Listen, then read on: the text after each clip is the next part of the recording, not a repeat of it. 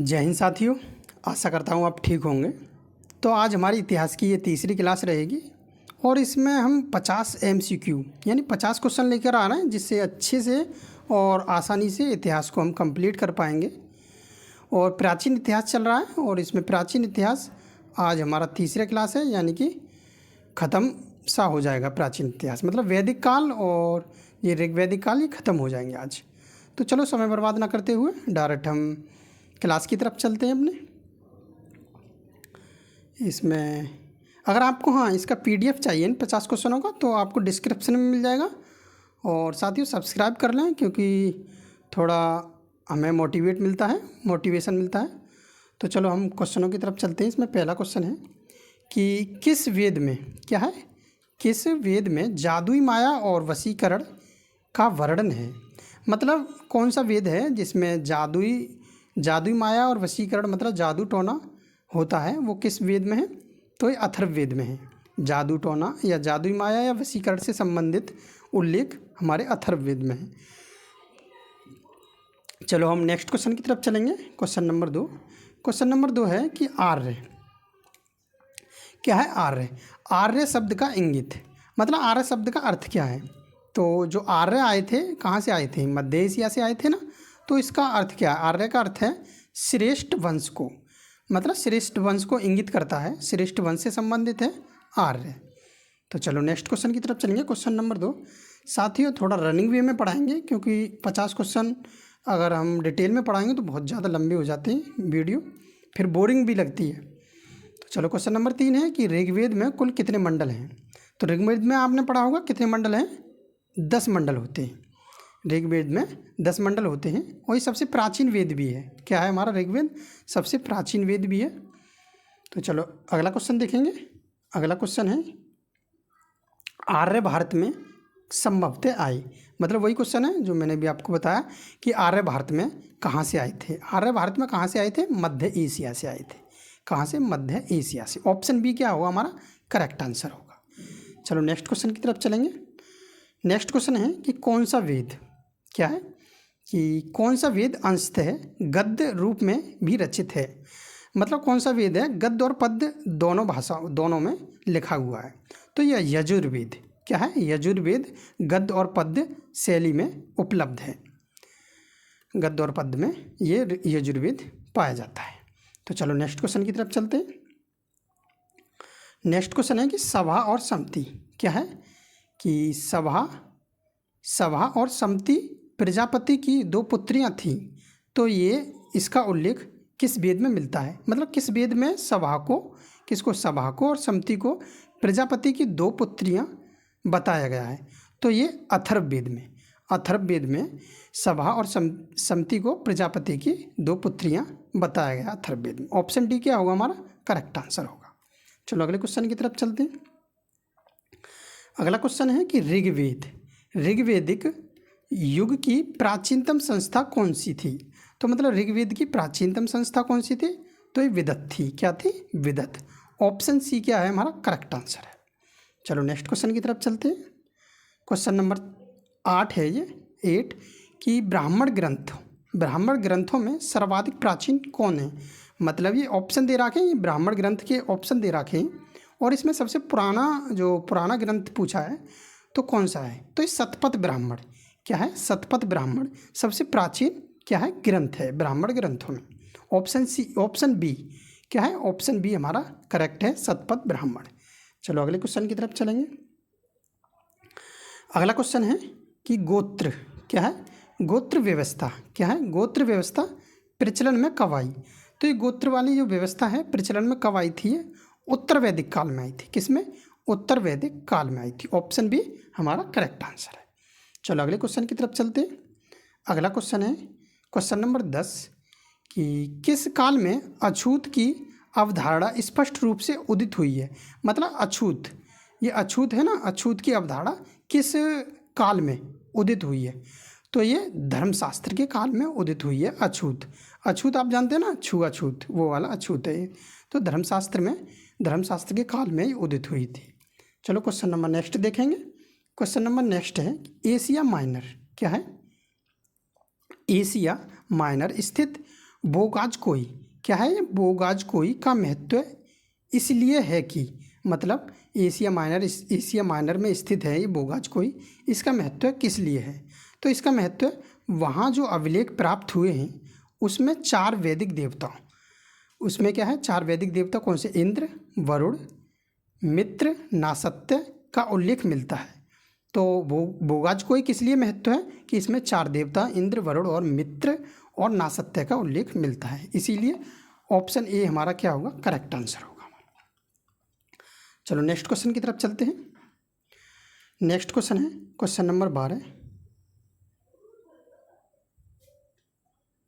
Question number 12 है हमारा गायत्री मंत्र। गायत्री मंत्र यानी कि देवी सावित्री, क्या है? सावित्री, ये सावित्री लिखा हुआ है, तो मतलब सावित्री देवी को संबोधित किस पुस्तक में मिलता है? जो हमारा गायत्री मंत्र है ना, तो ये सावित्री देवी को संबोधित होता है, सावित्री देवी को। तो ये ऋग्वेद का उल्लेख किस पुस्तक में है? तो किस पुस्तक में है या किस वेद में है? तो ये ऋग्वेद में है। किस में? गायत्री मंत्र का उल्लेख हमारे ऋग्वेद में मिलता है। तो ऑप्शन ए क्या होगा? हमारा करेक्ट आंसर होगा। सावित्री देवी को ये संबोधित करता है, ये भी क्वेश्चन आता है। चलो नेक्स्ट क्वेश्चन देखते हैं। नेक्स्ट क्वेश्चन है न्याय दर्शन। क्या है क्वेश्चन? न्याय दर्शन को प्रचारित किया था, मतलब न्याय दर्शन को किसने प्रचारित किया था? तो ये किया था गौतम ऋषि ने। किसने? गौतम ऋषि ने ये न्याय दर्शन को प्रचारित किया था। चलो नेक्स्ट क्वेश्चन की तरफ चलते हैं। नेक्स्ट क्वेश्चन है कि प्राचीन भारत में निष्क, क्या है? जो प्राचीन भारत में निष्क से जाने जाते थे, मतलब निष्क का अर्थ क्या है? निष्क किस लिए जाने जाते थे? तो ये स्वर्ण आभूषण। निष्क का अर्थ क्या है? स्वर्ण आभूषण से संबंधित है। तो निष्क आभूषण, स्वर्ण आभूषण के लिए जाने जाते थे। ऑप्शन ए क्या है? हमारा करेक्ट आंसर है। चलो नेक्स्ट क्वेश्चन की तरफ चलते हैं।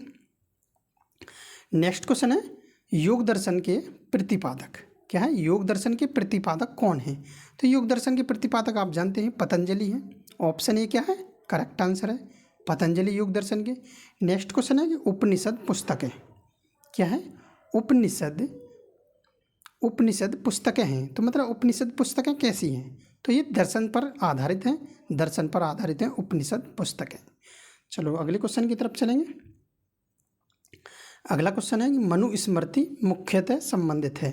तो मतलब मनुस्मृति जो किससे संबंधित है? तो मनुस्मृति समाज व्यवस्था से संबंधित है। किससे? समाज व्यवस्था से संबंधित है मनुस्मृति। ऑप्शन ए हमारा करेक्ट आंसर हो जाएगा। अगले क्वेश्चन की तरफ चलेंगे हम। अगला क्वेश्चन है कि गायत्री मंत्र की रचना किसने की? तो गायत्री मंत्र की रचना किसने की? तो किस वेद में है ये?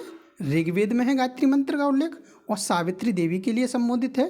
तो ये किसने रचना की? विश्वामित्र ने की थी। किसने? विश्वामित्र ने। ऑप्शन बी क्या है हमारा? करेक्ट आंसर है। चलो आगे चलते हैं। आगे है अवेस्ता और ऋग्वेद। अवेस्ता और ऋग्वेद समानता है, मतलब अवेस्ता और ऋग्वेद में समानता है, पर अवेस्ता किस क्षेत्र से संबंधित है? तो अवेस्ता ये ईरान क्षेत्र से संबंधित है। किससे? ईरान से। ईरान देश है ना, इससे संबंधित है अवेस्ता। चलो अगले क्वेश्चन की तरफ चलेंगे। अगला क्वेश्चन है कि निम्नलिखित में से, क्या है? निम्नलिखित में से कौन सी एक ऋग्वैदिक आर्यों की लक्षणिक विशेषता नहीं है? मतलब ऋग्वैदिक आर्यों की कौन सी इसमें से विशेषता नहीं है? ऑप्शन दे रखे हैं। तो वे अश्वों, रथों और कांस्यों के उपयोग से परिचित थे। आपने ये पढ़ा है, मैंने पिछली वीडियो में बताया है कि हाँ, वे अश्वों से और रथों से और कांस्यों के उपयोग से परिचित थे। वे लोहे के उपयोग से परिचित थे? नहीं, ये लोहे से तो बिल्कुल भी परिचित नहीं थे। ऋग्वैदिक आर्य लोहे से बिल्कुल परिचित नहीं थे। ऑप्शन बी हमारा क्या होगा? करेक्ट आंसर होगा। ऑप्शन इसमें पूछा ना कि विशेषता नहीं है, इनकी विशेषता यही नहीं है, लोहे से परिचित थे, ये वाला हमारा करेक्ट आंसर होगा। और वे गौ से परिचित थे, हाँ गाय से परिचित थे, जो संपत्ति का सर्वाधिक महत्वपूर्ण रूप थी। और वे ताम्र और आधुनिक हल फाल के उपयोग से भी परिचित थे। वो तांबे से भी परिचित थे और गाय से भी परिचित थे।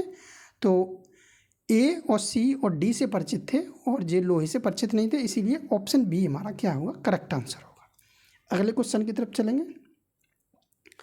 अगला क्वेश्चन है कि ऋग्वेद में निम्नलिखित किन नदियों का उल्लेख अफगानिस्तान के साथ आर्यों के संबंध का सूचक है? मतलब ऋग्वेद में किन नदियों का उल्लेख है जो अफगानिस्तान में मौजूद थी उस समय आर्यों के शासनकाल में? तो ये कुबा, क्या है, कुबा और किरमू। कुबा और किरमू उस समय ये दो नदियाँ थी जो ऋग्वेद में अफगानिस्तान के संबंध थी, अफगानिस्तान से। चलो अगले क्वेश्चन की तरफ चलते हैं। अगला क्वेश्चन है कि प्राचीनतम व्याकरण क्या है? प्राचीनतम व्याकरण अष्टाध्यायी। तो अष्टाध्यायी के रचनाकार पूछें तो अष्टाध्यायी के रचनाकार कौन है? पाणिनि है। कौन है अष्टाध्यायी के रचनाकार? पाणिनि। ऑप्शन डी क्या होगा हमारा करेक्ट आंसर होगा। चलो अगले क्वेश्चन की तरफ चलेंगे। अगला क्वेश्चन है कि निम्न में से कौन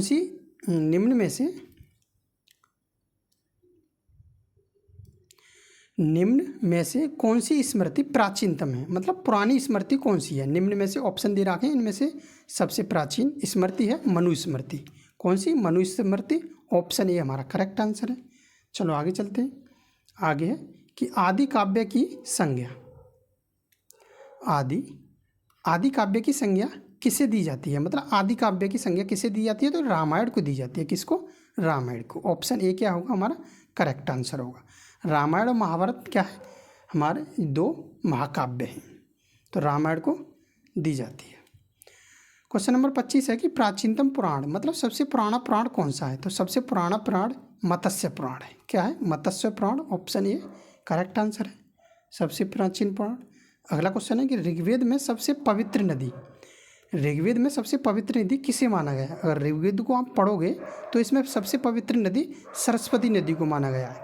किसको? सरस्वती नदी को माना गया। वैसे इस समय गंगा नदी को सबसे पवित्र माना जाता है, पर ऋग्वेद आप पढ़ोगे तो ऋग्वेद में सबसे पवित्र नदी सरस्वती को माना गया है। सरस्वती वैसे इस समय तो विलुप्त हो चुकी है, गंगा और यमुना आपको बस मिलती है। नेक्स्ट क्वेश्चन है कि वैदिक समाज की आधारभूत इकाई है। तो वैदिक समाज की आधारभूत इकाई क्या है? कुल या कुटुंब? क्या है? कुल या कुटुंब है वैदिक समाज की आधारभूत इकाई। अगले क्वेश्चन की तरफ चलते हैं। अगला क्वेश्चन है कि ऋग्वैदिक काल के उस सबसे प्रधान देवता की पहचान करें जिसकी स्तुति में 250 सूक्तियों की रचना हुई। मतलब वो कौन से देवता थे जिनकी सूक्ति में 250 सूक्तियों की स्तुति में, जिनकी स्तुतियों में 250 सूक्तियों की रचना हुई? तो इंद्रदेव। कौन है? ऋग्वैदिक काल में जो प्रधान देवता हैं वो इंद्र हैं, तो इन्हीं की स्तुति में 250 सूक्तियों की रचना हुई थी, इंद्रदेव। चलो अगले क्वेश्चन की तरफ चलते हैं। अगला क्वेश्चन है कि किस वेद में सभा को नरिष्ठ, क्या है? कौन सा वेद है जिसमें सभा को नरिष्ठ या सभा को सामूहिक वाद विवाद या सभा को अनुउल्लंघनीय कहा गया है? तो मतलब सभा के लिए इतने नाम दिए गए हैं, क्या? नरिष्ठ या सामूहिक वाद विवाद या अनुउल्लंघनीय। तो ये किस वेद में? अथर्ववेद में। अथर्ववेद में सभा के लिए ये नाम दिए गए हैं, नरिष्ठ और सामूहिक वाद विवाद या अनुउल्लंघनीय। तो ऑप्शन डी हमारा करेक्ट आंसर हो जाए। अथर्ववेद आपने किससे? जादू टोने से संबंधित है ना। चलो नेक्स्ट क्वेश्चन की तरफ चलते हैं। और यजुर्वेद गद्य और पद्य दोनों में लिखा हुआ है। क्वेश्चन नंबर 30 है कि किस रचना में नारी को सुरा और पांसा के साथ 3 प्रमुख बुराइयों में शामिल किया गया है? मतलब कौन सी रचना है जिसमें नारी के लिए सुरा पांसा मतलब 3 प्रमुख बुराइयों के रूप में शामिल किया गया है? वो मैत्रायणी। कौन सी है रचना? मैत्रायणी संहिता। मैत्रायणी संहिता। ऑप्शन ए क्या होगा हमारा करेक्ट आंसर होगा।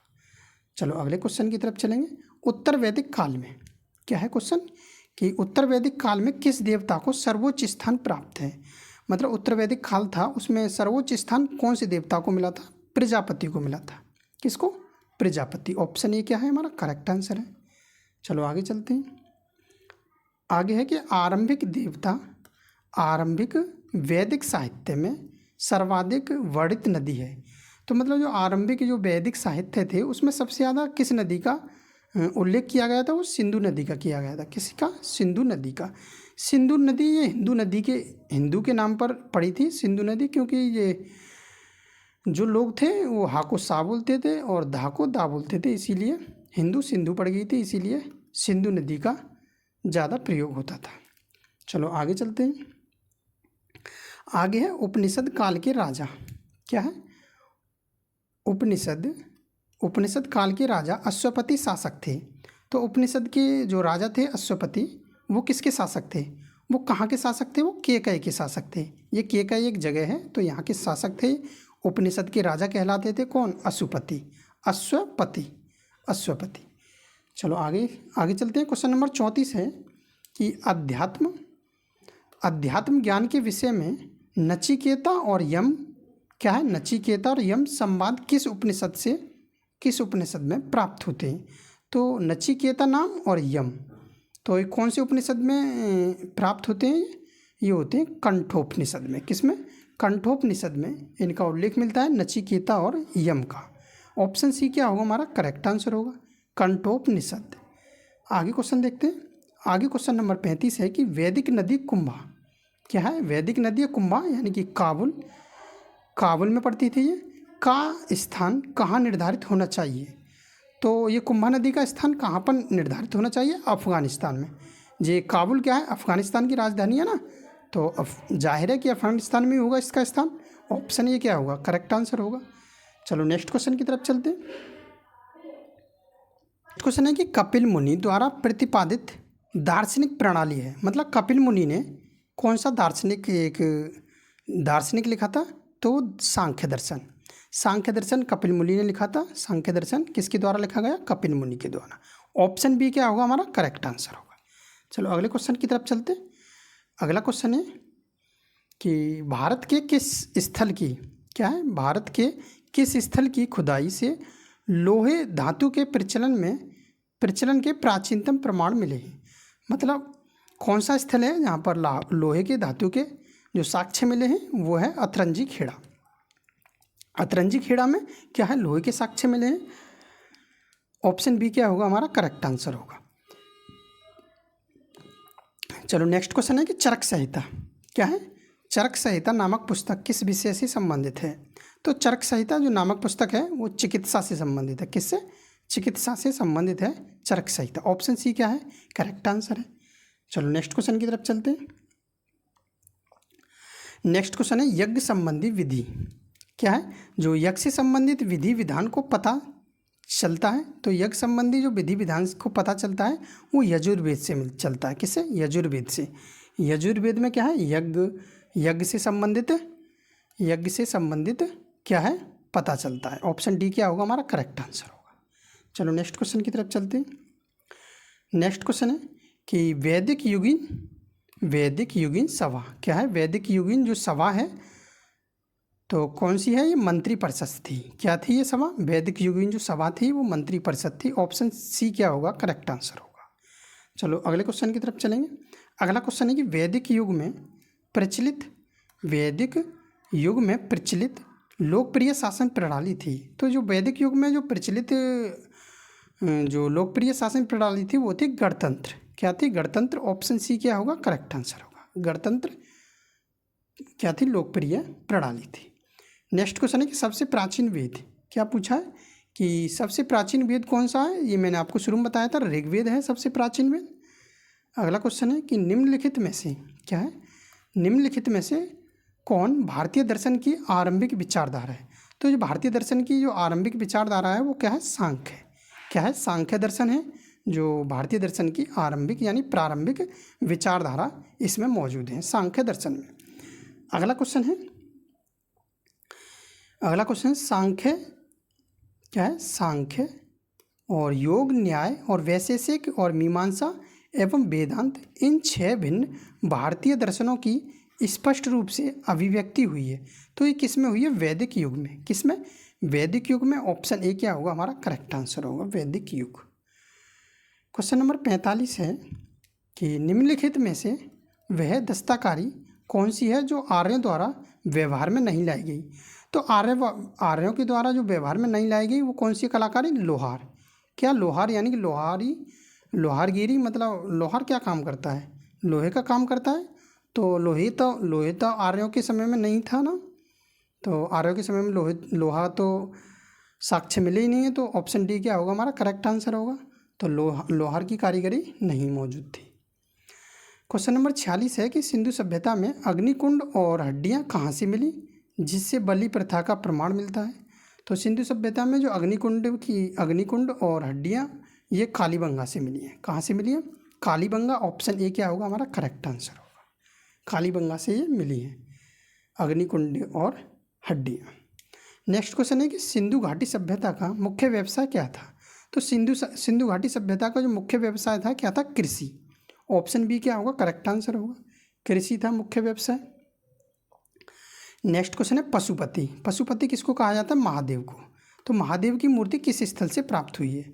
तो महादेव की मूर्ति ये मोहनजोदड़ो से प्राप्त हुई है। कहाँ से हुई है? मोहनजोदड़ो से पशुपति महादेव की मूर्ति प्राप्त हुई है।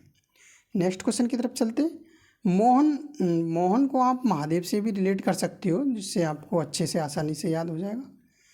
नेक्स्ट क्वेश्चन है कि सिंधु सभ्यता में अनाज रखने के लिए विशाल अनाजागार कहाँ मिला था? मतलब अन्नागार है, मतलब जो जिसमें गेहूँ या बाजरा रखे जाते थे बहुत बड़ा, तो वो कहाँ से मिला था? वो हड़प्पा से मिला था। किससे? हड़प्पा से। ऑप्शन ए क्या होगा हमारा? करेक्ट आंसर होगा। आज का हमारा ये लास्ट क्वेश्चन होगा कि सिंधु सभ्यता के लोग किस लिपि का प्रयोग करते थे? तो सिंधु सभ्यता के लोग किस लिपि का प्रयोग करते थे? खरोष्टी का, ब्राह्मी का, या चित्रलिपि का, या देवनागरी लिपि का? इसका आंसर आपको क्या करना है? कमेंट में बताना है। और क्लास कैसी लगी ये बताएं और सब्सक्राइब कर लें। धन्यवाद साथियों, मिलते हैं नेक्स्ट वीडियो में।